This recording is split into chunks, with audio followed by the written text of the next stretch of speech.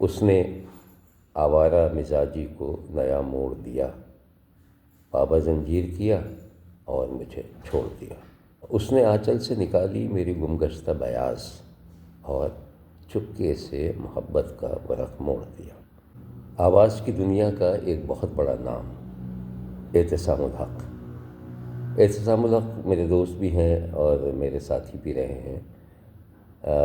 انہوں نے اپنا ایک پیج بنایا اور اس پر انہوں نے شاعری پڑھنا شروع کی۔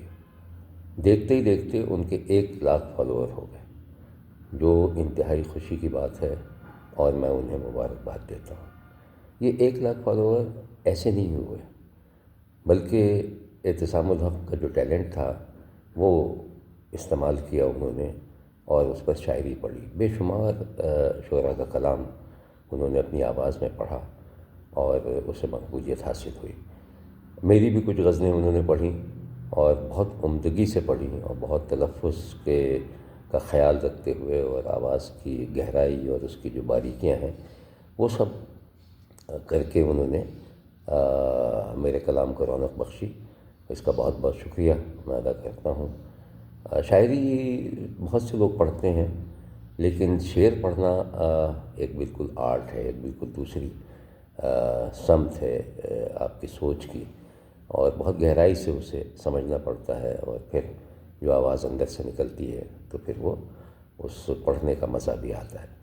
اعتصام الحق کو بہت بہت مبارکباد۔ اور انہوں نے شاید میری یہ غزل بھی پڑھی تھی، ایک میری پرانی غزل ہے کہ اس نے آوارہ مزاجی کو نیا موڑ دیا، پابا زنجیر کیا اور مجھے چھوڑ دیا۔ اس نے آنچل سے نکالی میری گمگشتہ بیاض اور چپکے سے محبت کا ورق موڑ دیا۔ جانے والے نے ہمیشہ کی جدائی دے کر دل کو آنکھوں میں دھڑکنے کے لیے چھوڑ دیا۔ بہت بہت شکریہ اور بہت بہت مبارکباد اعتصام الحق آپ کو، کہ آپ کو اللہ نے یہ عزت بخشی، اور امید ہے کہ آپ اپنا یہ سلسلہ جاری رکھیں گے۔